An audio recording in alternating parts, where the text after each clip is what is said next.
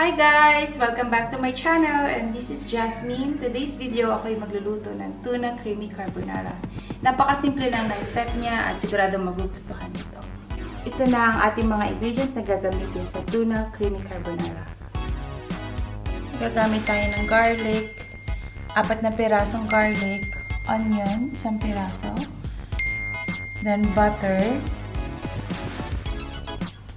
tuna, 420 grams, flakes in oil, ng century tuna, meatloaf, optional, then mushroom, meron tayong cheddar cheese,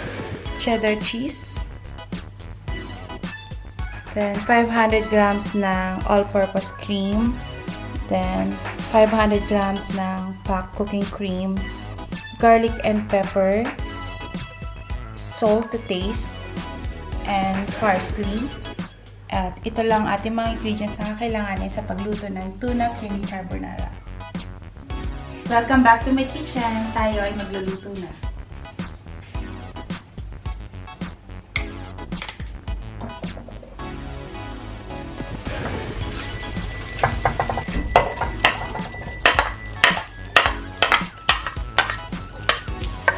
Igisa na natin ang ating bawang sa butter at lutuin na natin bahagya ang ating garlic.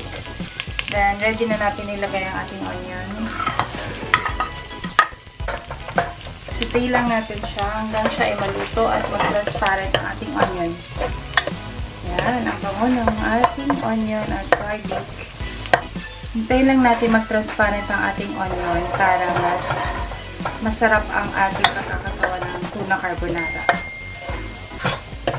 Malabas ang aroma ng ating onion pag ito ay nag-transparent na. So next is lalagyan natin ang mushroom.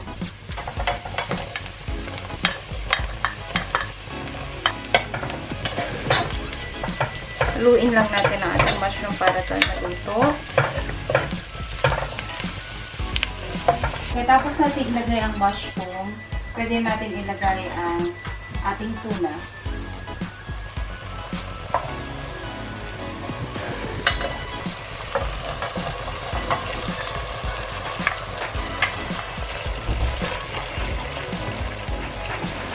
Kaya rin tayo maglagay ng salt.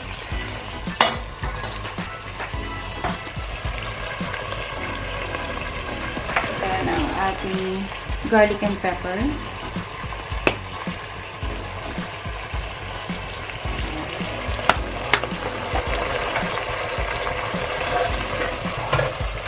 Tapos natin masangkot siya ang ating tuna, pwede na natin ilagay ang ating meatloaf. Ito pala guys is naprito ko na siya. Kaya lalagyan na lang natin.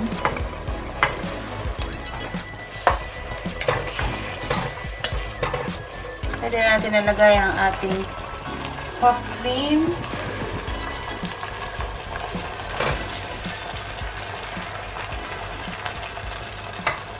Sunod na natin ang ating Nestle cream.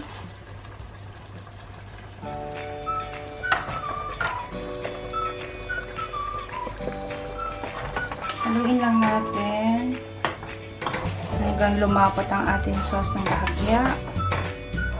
Magiging creamy na to later. Lalagay din natin ang cheddar cheese. Hayaan lang natin siya maluto within at least 5 minutes cooking time. Haluin lang natin ang ating all-purpose cream ng mga 3 minuto. At ito ay lalapot bahagya at pwede natin nalagay ang ating cheese. So, ayan guys. Tama siya, na malapot na siya. Haluin lang natin para hindi siya dumikit. At magiging creamy na siya after. Creamy na ang ating sauce. Pwede na natin ilagay ang cheddar cheese. Mabilis lang itong mag-melt. Haluin lang natin. Achieve na natin ang paka-creamy ng ating carbonara. At pwede na natin ilagay ang ating parsley.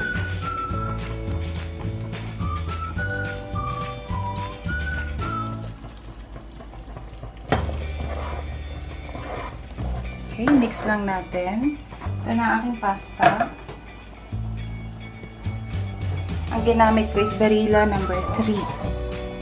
Transfer na natin ang ating sauce dito sa ating pasta.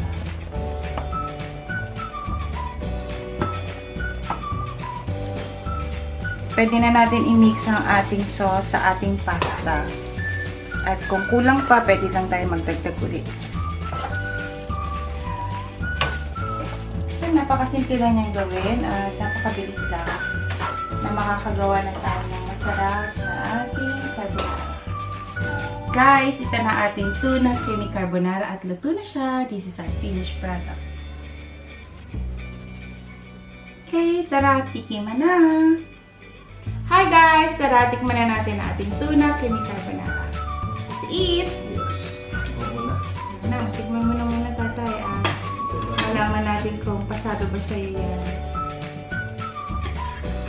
Sana magustuhan mo ang ating tuna carbonara.